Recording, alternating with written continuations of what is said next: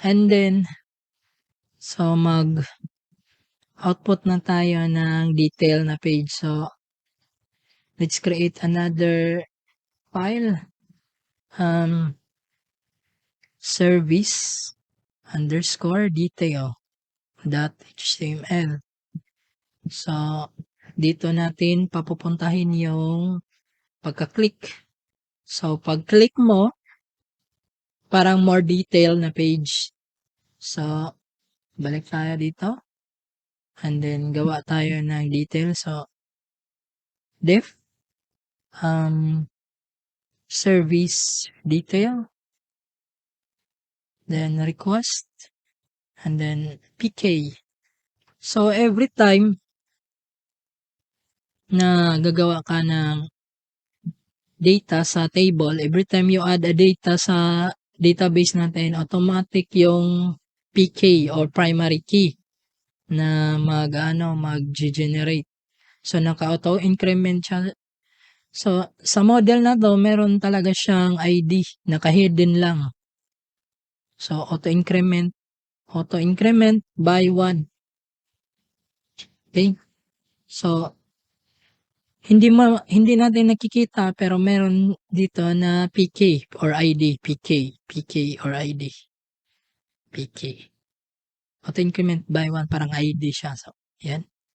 And then, so ito, yun yung magiging natin, basihan para mapili natin yung data.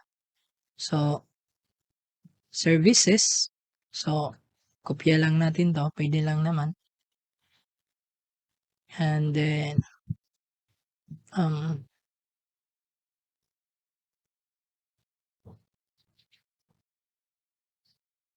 services dot post or service na pala dahil isa na lang dot get or get hindi na p, so pk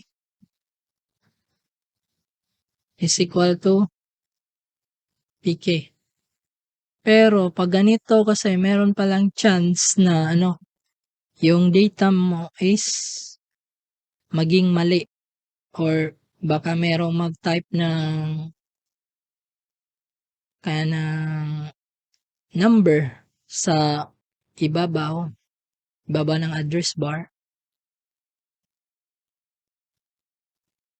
So, gagamit tayo ng object or 404. So, get object or 404. Tapos, replace natin to. Get object or 404.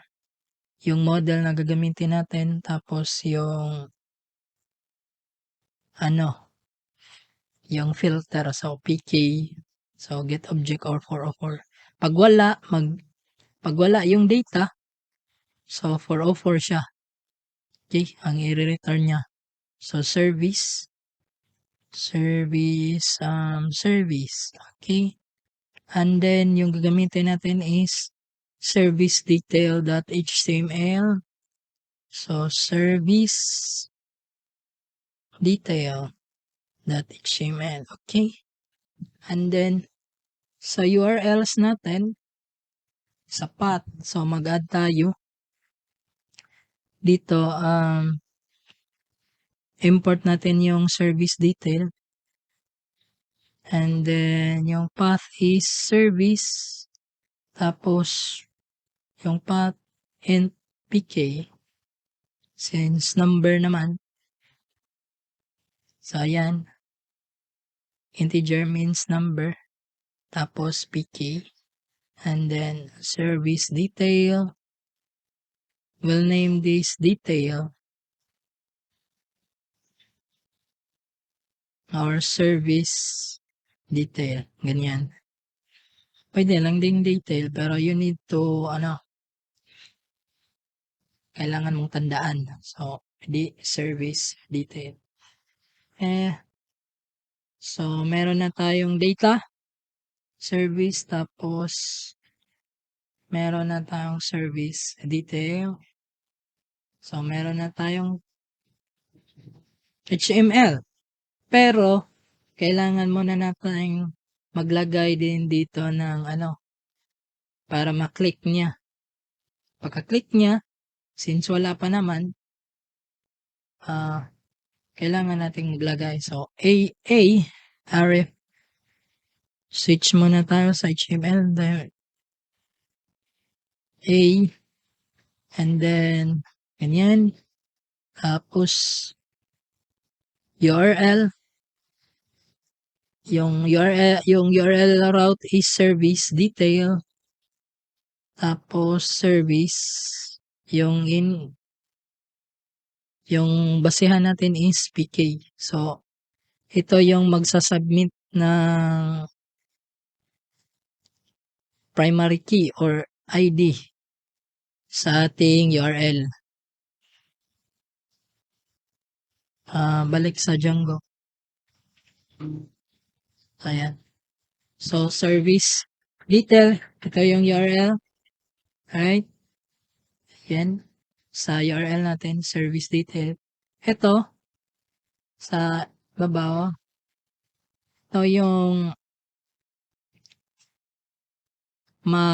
accept ng ating PK. Since number siya, so int yung ginamit natin. And then, so meron na tayong data, meron na tayong URL, meron na tayong views. So, pagka-click natin dapat dito, so,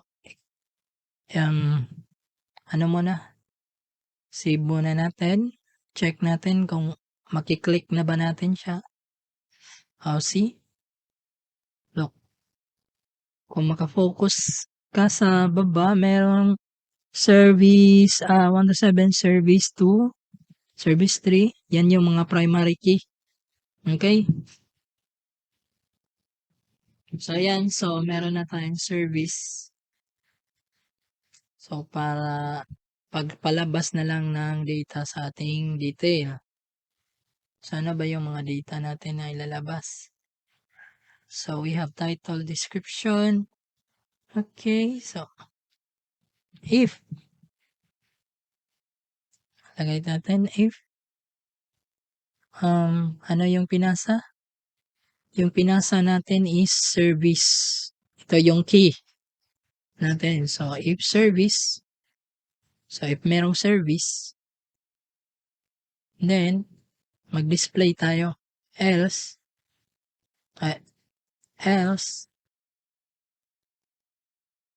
baka mag-error, right? So, lagay muna natin na no data available. Or, okay. So, for loop, or, hindi na pala, dahil,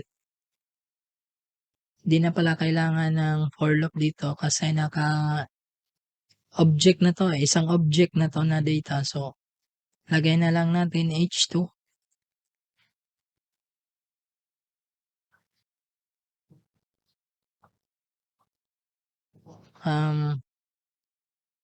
Ganyan. Tapos service dot title. Duplicate na lang natin. Description.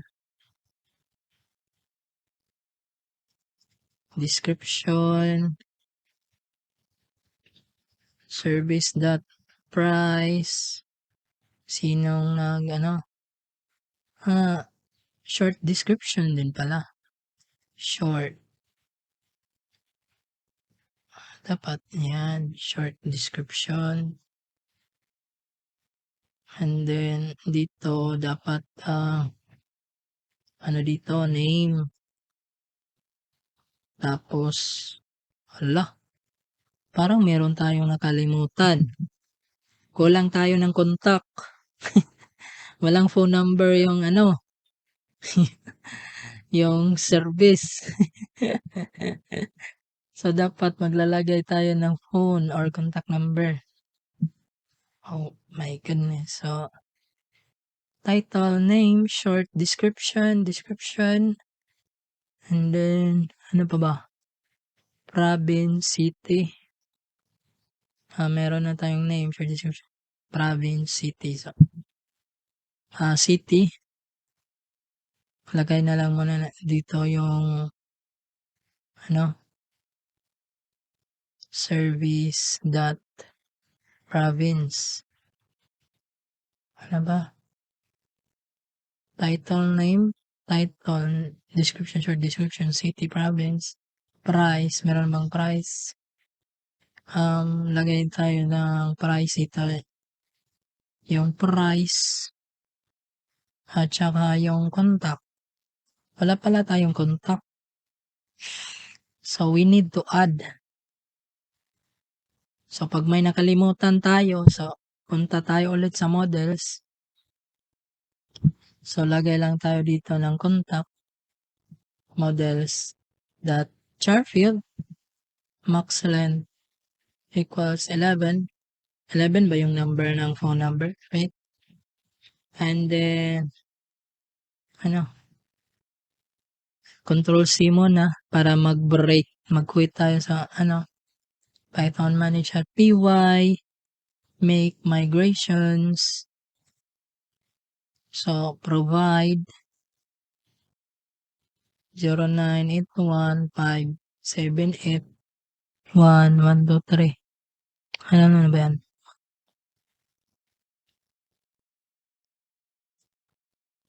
Ano ba yan? 1, 2, 3, 4, 5, 6. Okay.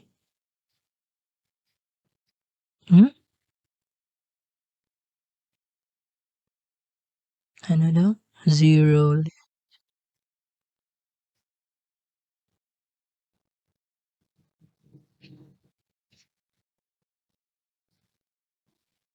Wait.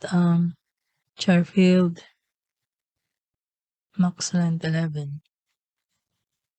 Character field naman to.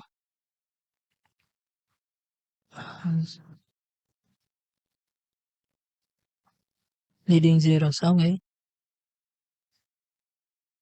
Okay na yan. So, Python manage.py.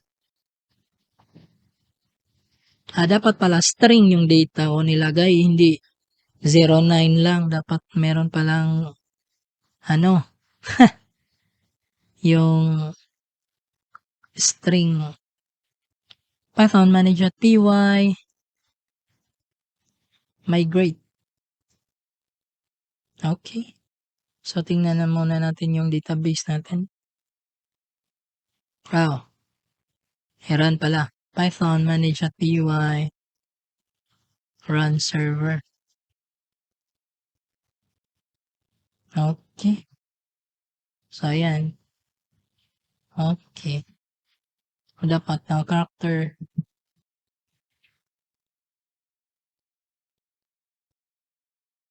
Okay, so balik tayo sa ating service detail. So, yung contact number, switch to.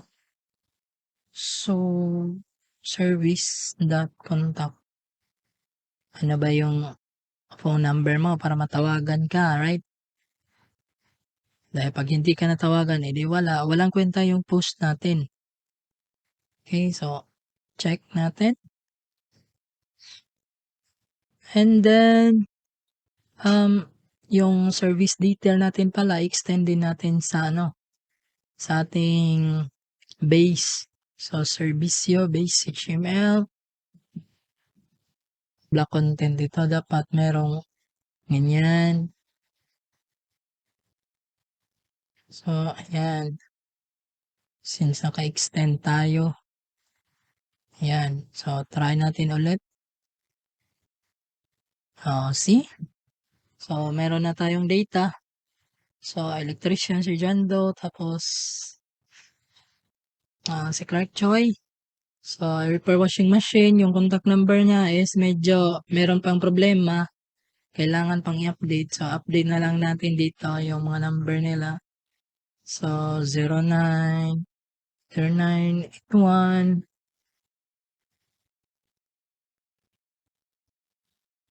981-595. Okay. Save. Save natin. Para magmukhang legit. Okay.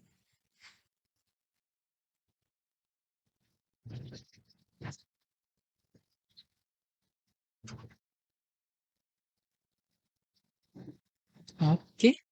So, check natin ulit. Okay, mukha ng legit nga. So, electrician. Okay, I am electrician. Jando.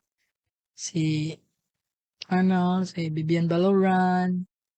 And then si Clark. Yung I do computer repair. Ito yung, nakalimutan kong sabihin kanina. Sa class natin, sa model, ito yon. So, magre-return siya. Ito. Sa title, self.name. So, if you look closely, title yan, tapos name, right? Ayan. So, sa next video naman, palalabas natin yung list. So, ilalabas natin lahat. Since tapos na tayo sa, sa detail page. Meron na tayong detail page. So, yung iba naman, yung hindi featured. Okay?